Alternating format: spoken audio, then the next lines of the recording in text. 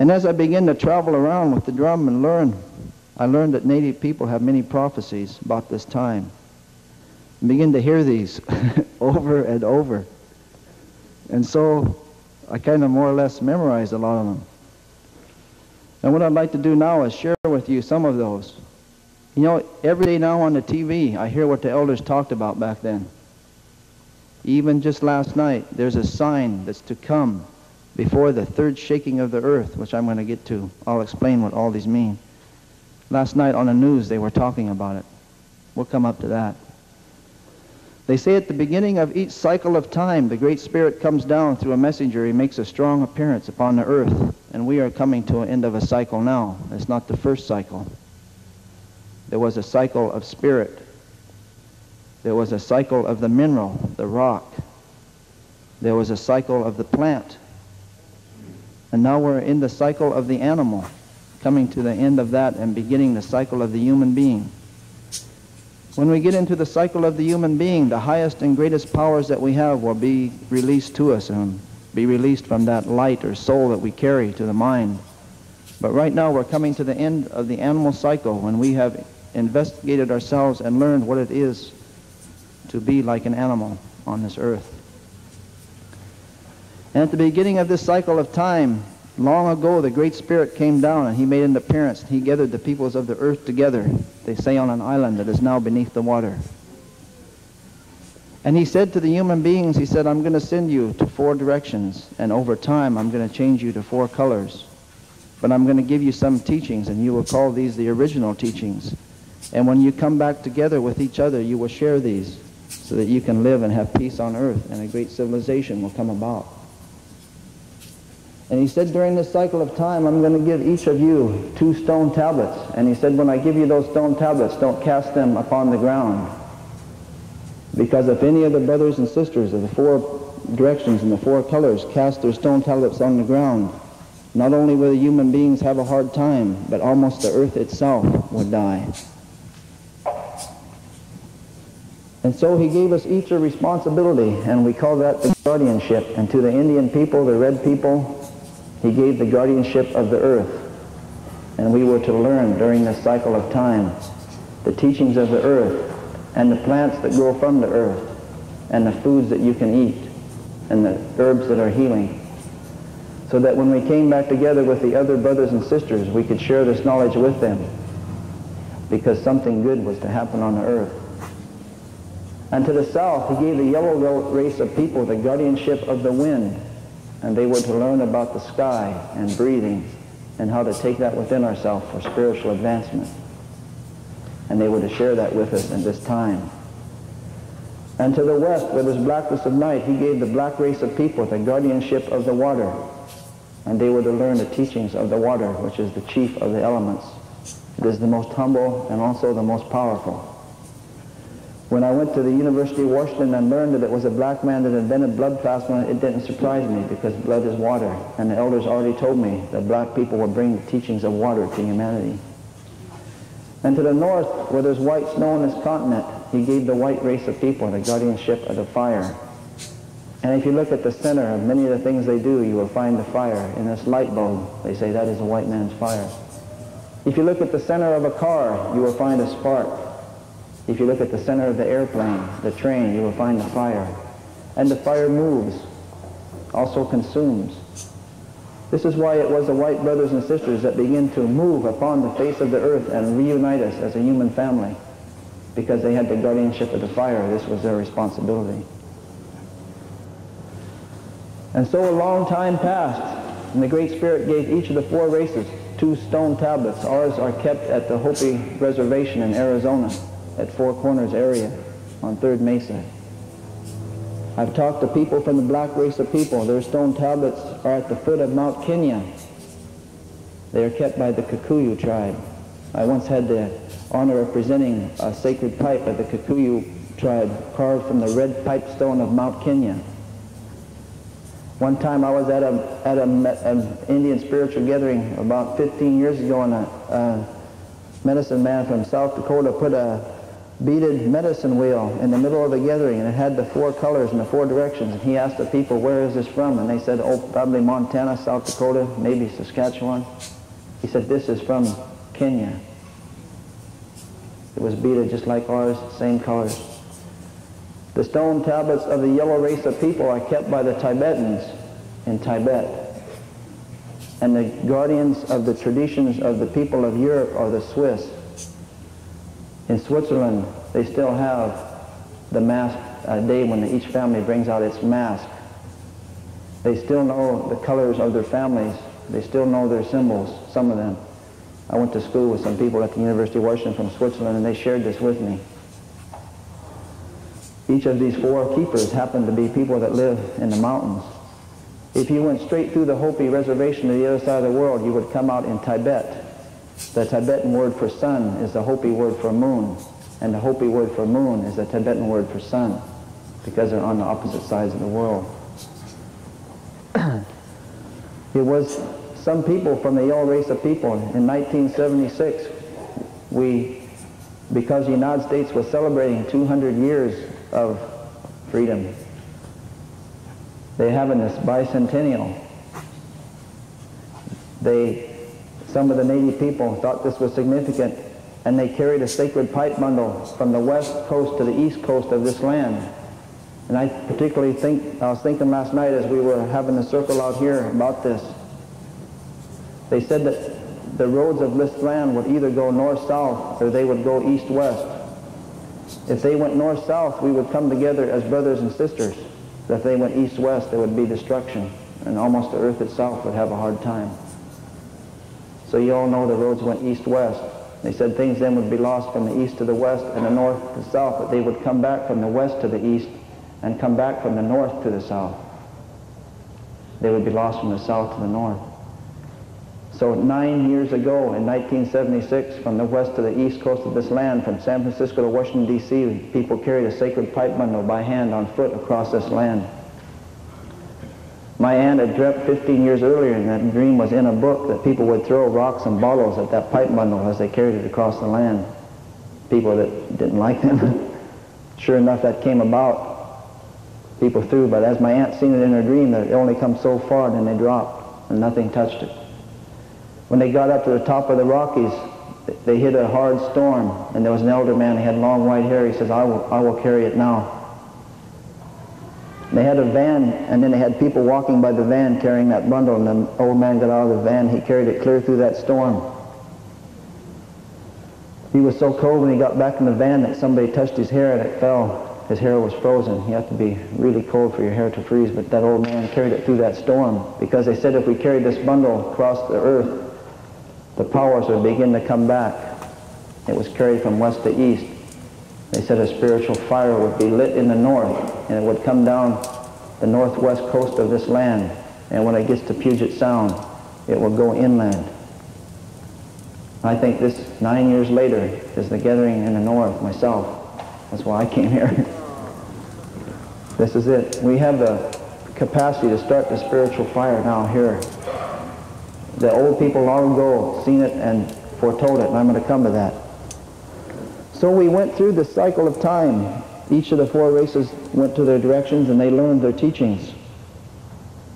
It was in Newsweek magazine not too long ago that 8 out of 10 foods that people eat on the earth were developed here in the Western Hemisphere, because that was our guardianship, to learn the teachings of the earth and the things that grow from the earth. And we were given a sacred handshake to show when we came back together as brothers and sisters that we remembered the teachings. And it was indicated on the stone tablets that the Hopis have, that the first brothers and sisters that would come back to them would come as turtles across the land. They would be human beings, but they would come as turtles. So when the time came close, the Hopis built a special village to welcome the turtles that would come across the land, and they got up in the morning and looked out at sunrise, and they looked out across the desert, and they saw the Spanish conquistadors coming covered in armor like turtles across the land. So this was them. So they went out to the Spanish man, and they extended their hand, hoping for the handshake, but into the hand the Spanish man dropped a trinket. And so word spread throughout North America that there was going to be a hard time, that maybe some of the brothers and sisters had forgot the sacredness of all things, and all the human beings were going to suffer for this on the earth. So tribes began to send people to the mountains to have visions, to try to figure out how they could survive.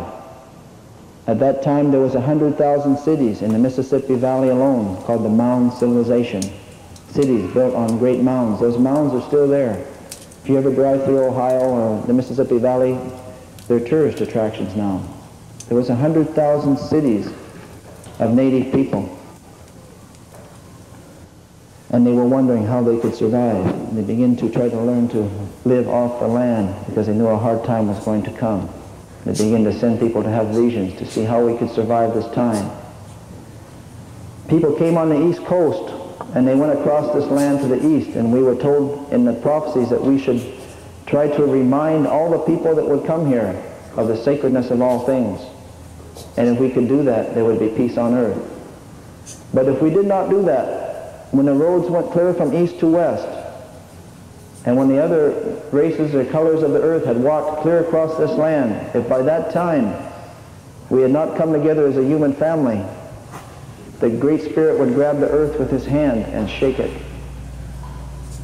And so if you read the treaty negotiations from Red Jacket of the Six Nations on the east coast of this land, clear to Chief Joseph and Chief Seattle on the west coast of this land, they all said the same thing. Chief Joseph said, I accord you the right, and I hope that you accord me the right to live in this land. We always were trying to live together. But instead of living together, you all know there was separation, there was segregation. They separated the races, they separated the Indians, and they separated the blacks. In the state of Washington, it was against the law for an Asian to marry a white person. Up until not too long ago, there was separation. So when they got to the west coast of this land, the elders that were aware of many of these prophecies, and I should say that I know that every one of you from your tribal backgrounds have your own prophecies, and I'm probably not the most deserving person to be speaking, and there is going to be a time, I think, on the agenda for other people to share, and I hope that you open up and do share. When they got to the west coast of this land, they said they would then begin to build a black ribbon, and on this black ribbon they would move a bug. And when you begin to see this bug moving on the land, that was a sign for the first shaking of the earth. And this first shaking of the earth would be so violent that this bug would be shaken off the earth into the air, and it would begin to move and fly in the air. And by the end of this shaking, this bug would be in the air around the world. And behind it would be a trail of dirt. And eventually, the whole sky of the entire earth would become dirty from these trails of dirt. And this would cause many diseases that would get more and more complicated. So the bug moving on the land, of course, it's easy to see now. In 1908, the Model T Ford was mass-produced for the first time. So the elders knew the first shaking of the earth was about to come about. That's the First World War. In the First World War, the airplane came into wide usage for the first time. That was the bug moving into the sky. And so then they knew that something very important would happen. There would be an attempt to make peace on earth on the west coast of this land, and so the elders began to watch for this. And they began to hear that there was going to be a League of Nations in San Francisco. So the elders gathered in Arizona around 1920 or so, and they wrote a letter to Woodrow Wilson, and they asked if Indian people could be included in the League of Nations. At that time, the United States Supreme Court had held that a reservation is a separate and semi-sovereign nation, not a part of the United States, but protected by it. And this was of concern because people didn't want the reservations to become more and more separate. They didn't want them to be considered nations. So they did not write back, and the native people were left out of the League of Nations. So that circle was incomplete. In the League of Nations circle, there was the southern door, the yellow people. There was the western door, the black people. There was the northern door, the white people. But the eastern door was not attended. And the elders knew that peace would not come on earth until the circle of humanity is complete. Until all the four colors sit in the circle and share their teachings, then peace will come on earth. So they knew things would happen. things would speed up a little bit. There would be a cobweb built around the earth, and people would talk across this cobweb. When this talking cobweb, the telephone, was built around the earth, a sign of life would appear in the east, but it would tilt and bring death. It would come with the sun, but the sun itself would rise one day, not in the east, but in the west. So the elders said, when you see the sun rising in the west, and you see the sign of life reversed and tilted in the east, you know that the great death is to come upon the earth. And now the Great Spirit will grab the earth again with his hand and shake it. And this shaking will be worse than the first. So the sign of life reversed and tilted, they called that the swastika. And the sun rising in the west was the rising sun of Japan. These two symbols are carved in stone in Arizona. When the elders seen these two flags, these were the signs that the earth was to be shaken again. And the worst misuse of the guardianship of fire is called the gourd of ashes. They said a gourd of ashes will fall from the air. It will make the people like blades of grass in a prairie fire, and things will not grow for many seasons. I saw on TV not too long ago, they were talking about the atomic bomb, the gourd of ashes. They said it was the best kept secret in the history of the United States. The elders wanted to speak about it in 1920 at the League of Nations. They would have spoken of it and foretold its coming if they could have entered into the League of Nations. The elders tried to contact President Roosevelt and ask him not to use the gourd of ashes because it would have great effects upon the earth and eventually cause an even greater destruction in the third shaking of the earth, the Third World War. But I'll get to that in a few minutes. So they knew that after the second shaking of the earth and they saw the gourd of ashes fall from the sky, they knew then they would be trying to make peace on the other side of this land. And because the peace attempt on the west coast had failed, they would build a special house on the east coast of this Turtle Island, North America. And all the nations and the peoples would come to this house, and it would be called the House of Mica. It would shine like the mica on the desert shines. So the elders began to see they were building the United Nations made out of glass that reflects like the mica on the desert. So they knew this is the House of Mica, and all the peoples of the earth should go to it. So they met and talked about this. They said that in 1920s they had written and they had not been responded to, so this time they said we better go to the front door of the House of Mica because things might get a lot worse. So elders representing a number of tribes, I believe, drove to New York City. When the United Nations opened, they went to the front door of the House of Mica. And they said these words, we represent the indigenous people of North America and we wish to address the nations of the earth.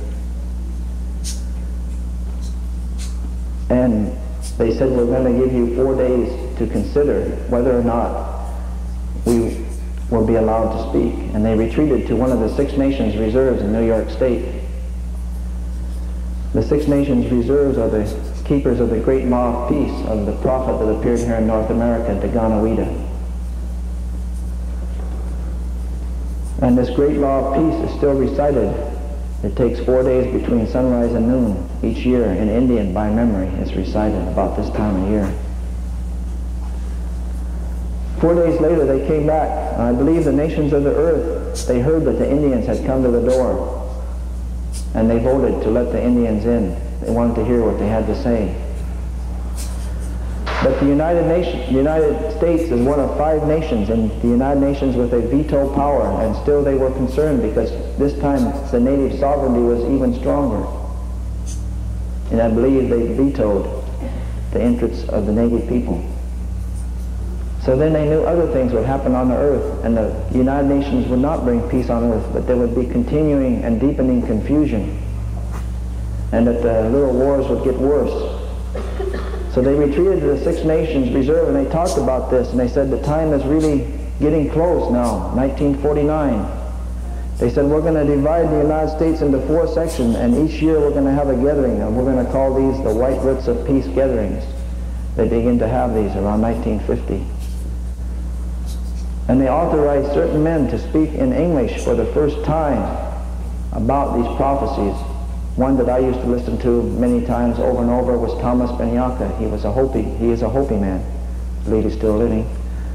Who was authorized to speak in English about what was on the stone tablets.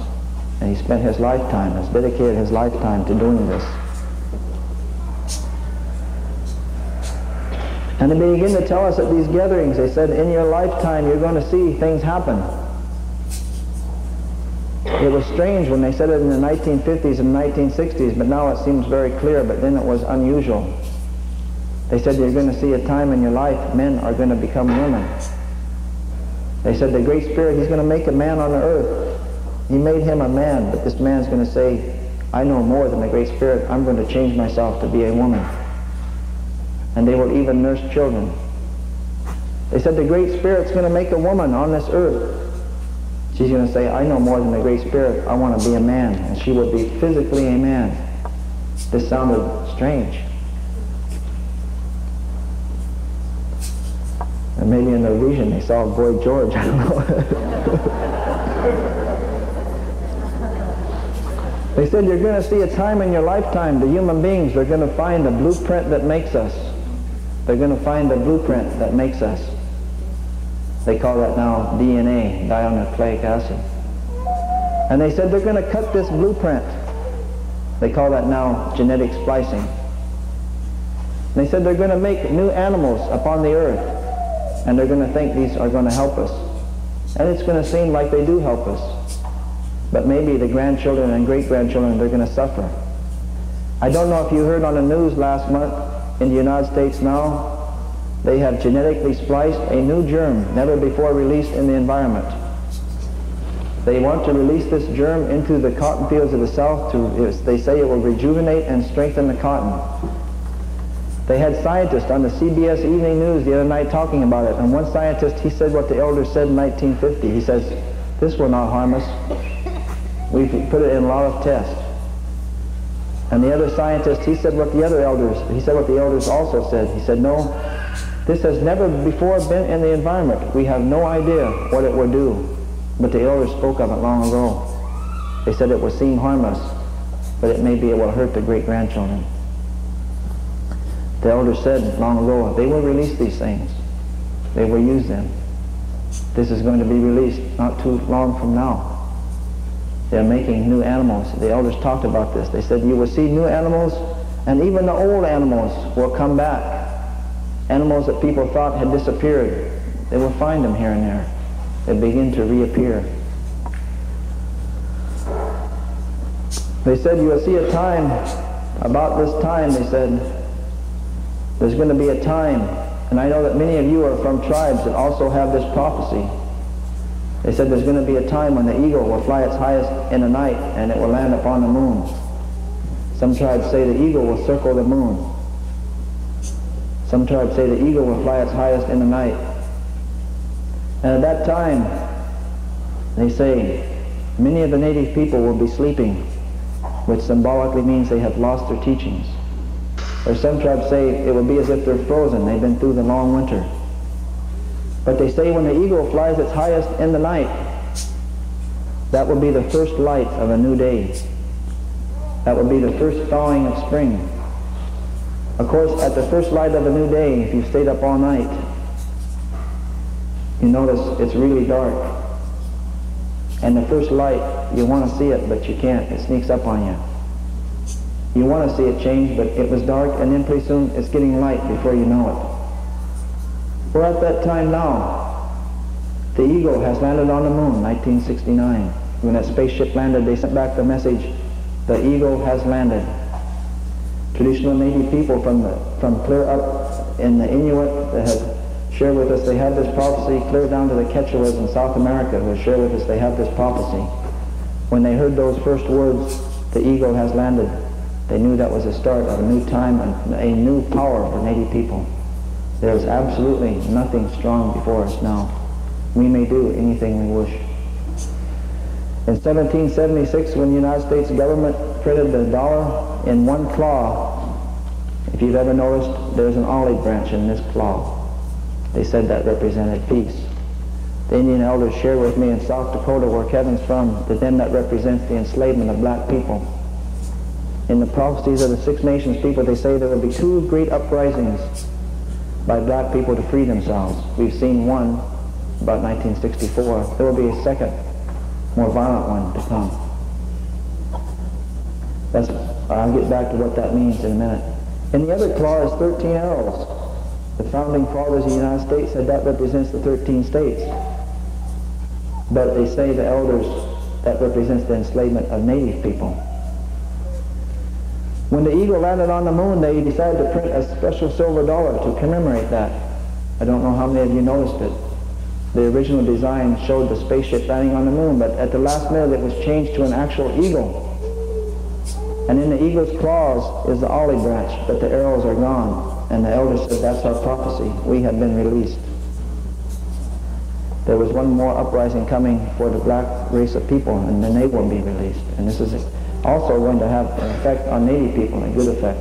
And there's a whole other set of prophecies from the Iroquois people about that, but I won't have time to go into this morning. But we're in that time now. We're between the first light of a new day and the sunrise. The sunrise is about to come. When it comes up, everyone is going to see it. But you know how it is in the village. There's a few people that get up early, and there's some that sleep till noon. I'm probably one of those that sleeps till noon. And they said when that eagle lands on the moon, the powers begin to come back to us. And you know, as an alcoholic person, I feel that one of our greatest diseases is alcoholism. And within 7 days of the time the eagle landed on the moon, the first native alcoholism program was started on an Apache reservation in Arizona. Within 7 days of the time the eagle landed on the moon, the Freedom of Indian Religion Act was introduced into the United States Congress. Eventually it was passed in November, in 1978. It was signed by President Carter. I believe it was November 10th. Making the song that Kevin sang legal to sing in every state of the United States. It was punishable at one time to go to jail for 10 years and or a $10,000 fine for singing a song or doing a sweat. This was changed in 1978. The legislation was introduced in 1969, less than 7 days after the eagle landed on the moon. These are the physical manifestations of the spiritual prophecies that we have. So they said at this time you're going to see things will speed up. The people on the earth will move faster and faster. Grandchildren will not have time for grandparents. Parents will not have time for children. It will seem like time is going faster and faster, and the elders advised us, as things speed up, you yourself should slow down. The faster things go, the slower you go. Because there's going to come a time when the earth is going to be shaken a third time. The Great Spirit has been shaking the earth 2 times, the First and Second World Wars, to remind us that we are a human family, to remind us that we should have greeted each other as brothers and sisters. We had a chance after each shaking to come together in a circle that would have brought peace on earth. But we missed that. Last night they were talking on the news about the sign for the third shaking of the earth. I heard it sitting in the airport after I missed my plane. They said they're going to build what the elders called the house in the sky. In the 1950s they talked about this. They will build a house and throw it into the sky. When you see people living in the sky on a permanent basis, you will know the Great Spirit is about to grab the earth. This time not with one hand, but with both hands.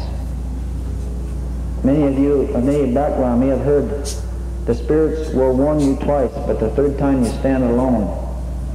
We've had 2 warnings, the first 2 world wars, but now we'll stand alone in the third one. As it says in the Baha'i writings, there will be no one protected. When this house is in the sky, the Great Spirit's going to shake the earth a third time, and whoever dropped that gourd of ashes upon them, it's going to drop. They say at that time there will be villages in this land so great that when you stand in these villages, you will not be able to see out. And in the prophecies, these were called villages of stone, or prairies of stone. And they said the stone will grow up from the ground and you will not be able to see beyond the village. And at the center of each and every one of these villages, there will be native people, and they will walk as hollow shells upon a prairie of stone. They said hollow shells, this means they will have lost many of their traditional understandings. They will be empty within. They said after the eagle lands on the moon, some of these people will begin to leave these prairies of stone and come home and take up some of the old ways and begin to make themselves reborn, because it's a new day. But many will not. And they said there's going to come a time when in the morning the sun is going to rise and those villages of stone will be there, and in the evening there will just be steam coming from the ground. There will be as steam. And in the center of many of those villages of stone, when they turn to steam, the native people will turn to steam also, because they never woke up and left the village. And this used to bother me when I was a young man. I used to ask the elders, isn't there anything we can do? And they said, well, it's just that way, that if the person does not have the spiritual eyes to see, it's very hard to show them. Or if they don't have the ears to hear, it's very hard to speak with them. We wish that we could go get them all, but we can't. It's just that some are not going to wake up. But some will wake up. And so they say there's going to be the third shaking of the earth. It's going to be not a good thing to see, but we will survive it. We will survive it. And when we survive it, then there's going to be another attempt to make a circle of the human beings on the earth. And this time the native people will not have to petition to join, but will be invited to enter the circle, because they say the attitude towards us will have changed by then. And people will invite us into the circle, and all the four colors of the four directions will share their wisdoms, and there will be a peace on earth. This is coming close. A lot of times when I share this message of the prophecies, people say, can't we change it? Could we stop it? The answer is yes. The prophecies are always either or. We could have came together way back there in 1565, and we could have had a great civilization, but we didn't. Always along the path of these prophecies, we could have came together. We still could. If we could stop racial and religious disharmony, we would not have to go through this third shaking. The elders say the chance of that is pretty slim. It seems to me like it's pretty slim too. But they say what we can do is we can cushion it. The word we use is cushion. We can cushion it, so it won't be quite as bad. How do we do this? We do this by sharing the teaching that will reunite us. The Hopis and their prophecies say there will be a religion that comes here. Maybe it will be true and bring unity, or maybe it will not bring unity. If it does not bring unity, a second religion will come. And the people of this religion are known in the Hopi language as the Baha-Ni, the people of Baha. Ni means people of. So I was looking for the people of Baha. I wondered who the people of Baha were. I was a Baha'i quite a while before somebody told me that Baha'i means people of Baha. I thought, oh my God. Well, I was looking for it all these years and I never even noticed it. And I found it. I was stubborn, didn't want to become a Baha'i, but my grandfather that passed away, he must have found out about it in the next realm, because he came back to me 4 times. Tell me, hey, look at that again, look at that again. Look one more time. Baha, it means light or glory. Baha'i means followers of the light, or the people of Baha. We've been waiting for these people a long time. They say they will bring a teaching that will unite the earth. So we need to share this teaching. They say the fire will come from the north. So here we are in the circle in the north, talking about the Bahanis, the people of Baha, and the teachings of Baha'u'llah. When I heard about these, none of them made any sense. But now most of it has come to pass. Last night on the news they said the house in the sky will be put up in 1996. It was going to be put up sooner, but it's been postponed for 4 years. Maybe it'll be postponed again, but in not too long it's going to go up. The earth as we know it is going to change. Each of us carry, I believe, a sacred drop of light. In the Indian teachings, they say it takes 9 ancestors to agree before conception can occur. 9 ancestors of the husband or the wife have to come together in the spiritual realm and say, we will bring life before a woman can become pregnant. At that time, the soul is formed. I delivered my first daughter, and a man who, from the blood reserve, who went to South Dakota and was the first blood to pierce in 82 years, he came to my house by coincidence 4 days before my wife went into labor. Each night we had the ceremony.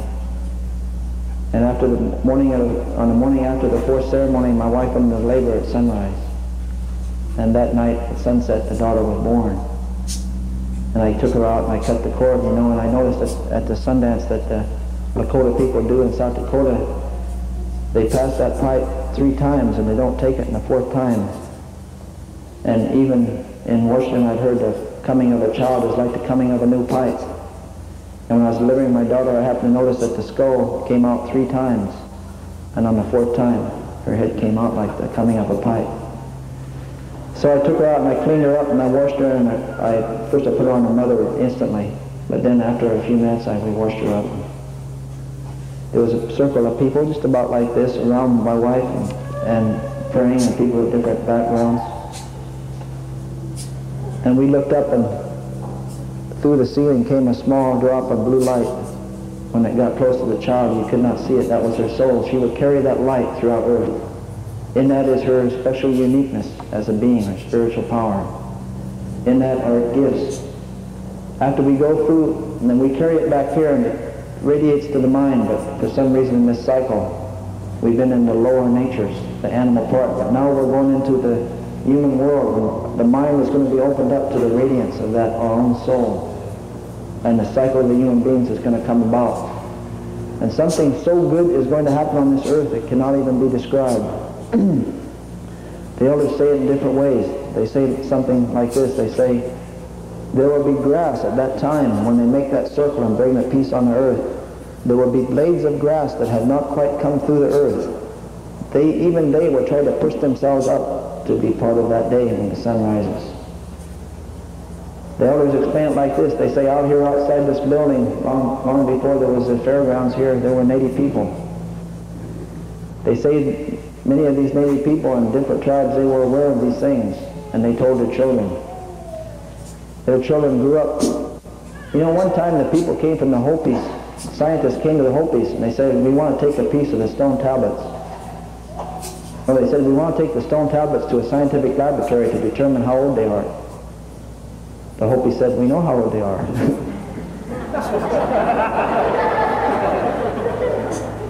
Well, the scientist says, we want to confirm it. Well, the Hopis let them take a little piece, and they did that, the carbon dating method. They found these tablets were at least 10,000 years old, maybe 50. So when I say thousands of years ago there were native people that spoke of these things, that's exactly what I mean. They told their children. And thousands of years ago their children grew up and told their children. And then their children grew up and told their children. And they spoke about the people that would live at this time, and now it is us. We are the ones they spoke of long ago. They say to be allowed to become into creation and live upon the earth at this time is a great honor. In the cycle of time, from the beginning to the end, this time that we're in now, the change, the purification of all things, they say this is the hardest time to live, but it's also the greatest honor to be allowed to live and see this. In the state of Washington in 1855, they signed treaties and made 22 Indian reservations. They wanted to do it before there was problems. They thought they were advanced at the time. They had learned from what had happened elsewhere. They made 22 Indian reservations, and the elders spoke in 1855, and they said, we're going to become weaker, and you're going to become stronger, and if you wish to break these treaties, you may do so. They said that, but there's going to come a time when the earth itself will rise up and purify itself, and this will be announced. It will be announced by the speaking of one of 16 great ones on the west coast of this land. And when the first of the 16 great ones speaks, the purification will have begun. It was a little over 5 years ago when Mount St. Helens, one of the 16 great volcanoes on the west coast of this land, spoke. The Seattle Times did a special interest story. They went over to Watson Totus and Woodrow Bill. It was Woodrow Bill's son that made this hoop that I brought here today, my good brother Randolph Bill. They asked Watson Totus and Woodrow Bill, as spiritual people of the Yakima Nation, what does this mean? What they said was so profound that they didn't put it on page 16, they put it on the front page of the Seattle Times. They said this means that the races and nations of the earth should slow down and come together and talk to each other. That's exactly what it meant. And we had 4 years and 4 days to do that. 4 years and 4 days later, Mount St. Helens went off a second time. That was last spring, just about this time. That was our grace period. We could have still done something really good. But now things are going to speed up. Now things are going to really happen fast. Time is going to go so fast. The more we share the message, the more we will cushion the third shaking of the earth, and the easier it will be on ourselves and others. A good friend of mine in Montana, his grandmother just passed away last year. The last thing she said to him was make a place for yourself in the mountains, because the air would become so hot down here where they were at on the reservation that it'd be hard to breathe. And it won't be long. That's the last thing she told her grandson when she was passing. Go into the mountains and make a place for yourself. Put some things there that you can survive with. The people are going to run to the mountains to survive, and the native people must be ready for this. And I know Eugene is going to speak, and I'm wanting to speak a little bit longer. He said something that profoundly affected me several years ago at the last gathering about how important it is for Native people to get ready, because it's not going to be long. And they're going to turn to Native people, and they're going to turn to the local spiritual assemblies. I know there's a lot of local spiritual assemblies that don't meet, and they think, well, we don't really have that much business, but it's not going to be long. The earth is going to turn to you. Black Elk, I believe, foresaw this, and we said there will be a hoop of many hoops that will circle the world. So this is that time. We are now within the purification of all things. Non-natives call this the apocalypse. The native elders call this the purification. I want to share one non-native prophecy with you. There was a prophet, or a seer, not a prophet, but a seer in Europe. His name was Nostradamus. I'm sure many of you have heard of him. He foresaw 3 great shakings of the earth. He said the third shaking would begin when Lesser Arabia and Persia engaged in a war. 5 years ago, when Mount St. Helens went off, Iraq attacked Iran. Lesser Arabia today is called Iraq. Persia is called Iran. These two prophecies coincide. Both the native elders and Nostradamus said this would start slowly, almost unnoticed by the peoples of the earth, but it will eventually involve us all. Eventually the gourds of ashes will fall from the sky so much that the river that runs through the center of this turtle island, the Mississippi River, will boil from the heat of the gourds of ashes that will fall on this land. But don't despair. It sounds terrible, but we will survive it. We will live through it. I don't think anyone chosen to live through it, but some people will. So, in closing, I would like to call on each and every person, regardless of who you are, young or old, native or non-native, to arise now and to awake, to embrace this time, to learn everything you can about the teachings and the writings, to arise and awake and go forth, all the peoples of the earth. You're going to find the peoples everywhere are now receptive to the message. This year is a year when that is really going to start, I believe, myself. Arise and awake. That's a phrase from the Dhammapada of Buddha. It is time to arise and awake, go forth and teach, walk the road. We call it the Good Red Road. the road that runs north to south. The things will be lost from south to north, but come back from north to south. There's people out there waiting to hear.